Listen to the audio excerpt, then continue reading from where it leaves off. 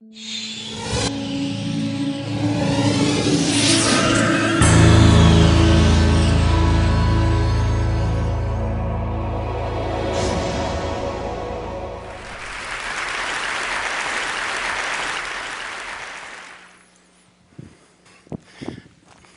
in the box? Whatever it is, it must be pretty important, because I've traveled with it, moved it from apartment to apartment to apartment.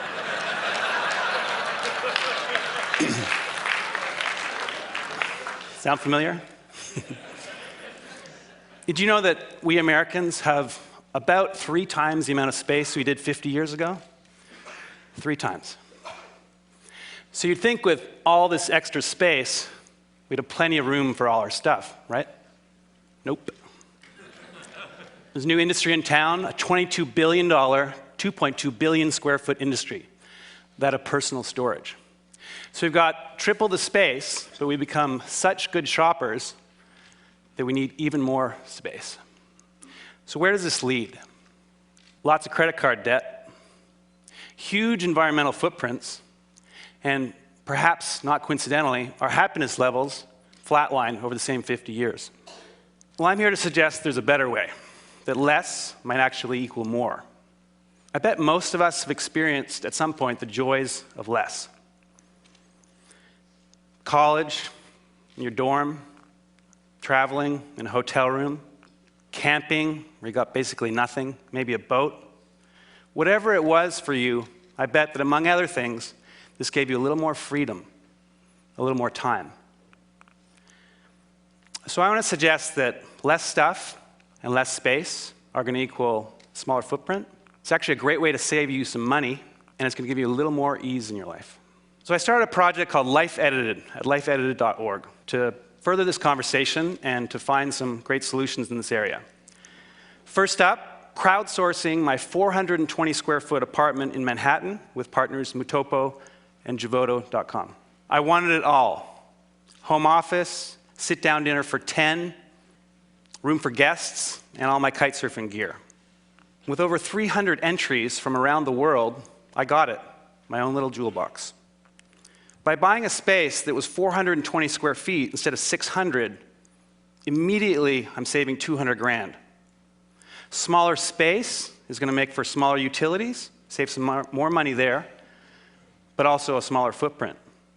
And because it's really designed around an edited set of possessions, my favorite stuff, and really designed for me, I'm really excited to be there. So how can you live little? 3 main approaches. First of all, you need to edit ruthlessly. We've got to clear the arteries of our lives. That shirt that I haven't worn in years, it's time for me to let it go.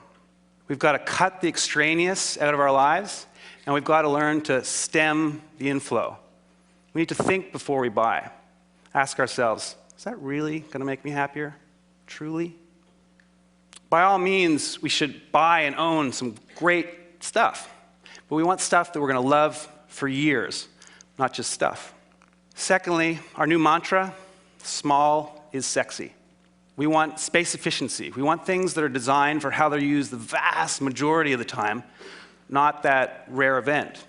Why have a 6-burner stove when you rarely use 3?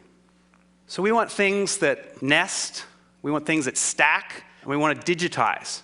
You can take paperwork, books, movies, and you can make it disappear. It's magic.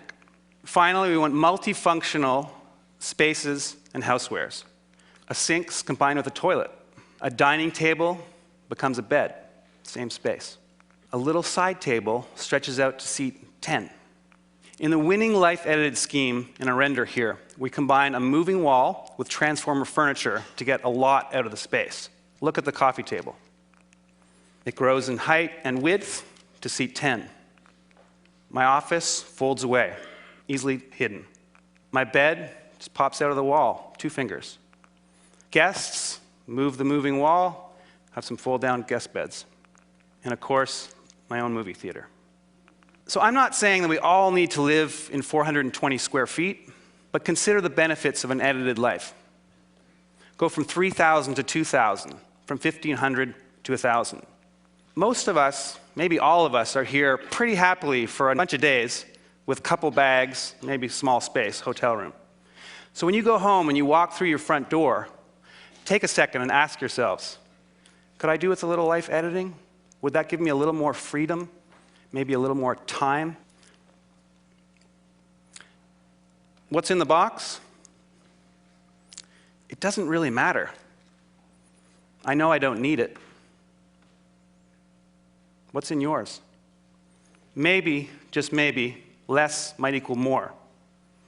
So let's make room for the good stuff. Thank you.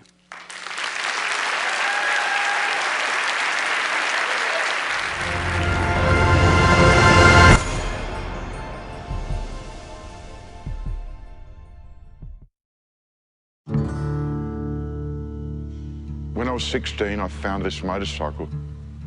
It was a dilapidated piece of junk that wasn't going, but I realised how special it was. Restoration of this motorcycle has taught me to improvise with mechanical things. My name is Mark Lessek. I live in Hobart, Tasmania. I'm Director of Dynamic Welding and Engineering. It's a pretty cool place. We do machine shop work. We do aluminium welding. 7 years ago, I had an accident and lost the best part of my arm. I got a prosthetic on my own insurance. It didn't work. It was very unreliable. It wasn't fixed to my body and flopped about. It simply wasn't up to the job. I thought, if you can fix your own motorcycle, why can't you fix a prosthetic? So I did a search to find out as much information as possible and came across the Cairns artificial arm. This is an antique arm from the early 1900s, and in its time, it was so mechanically advanced. With patent search on Google, I was able to find every single Cairns patent online. So I set about trying to reverse engineer it. The arm itself has many good features. It's body powered, which means it won't break down. You can use it for heavy duty work, and you can also repair it yourself. And hold a beer. And hold a beer, exactly. Some of the new things I hope to add to this arm is an extra finger joint, and it will be gear driven. We'll also be lighter with spacious materials such as magnesium and carbon fibre. That is so cool. Well, if you think how many people have lost limbs but can't afford the new electronic limbs, I mean, it is rewarding knowing that one day people will be able to wear something that Mark and I are working on. My hope for this artificial arm is to wear it and share it so amputees can live a normal life again. It doesn't matter if it's a bike or an arm or your life. If you can take it apart, if you can understand it, you can make it better.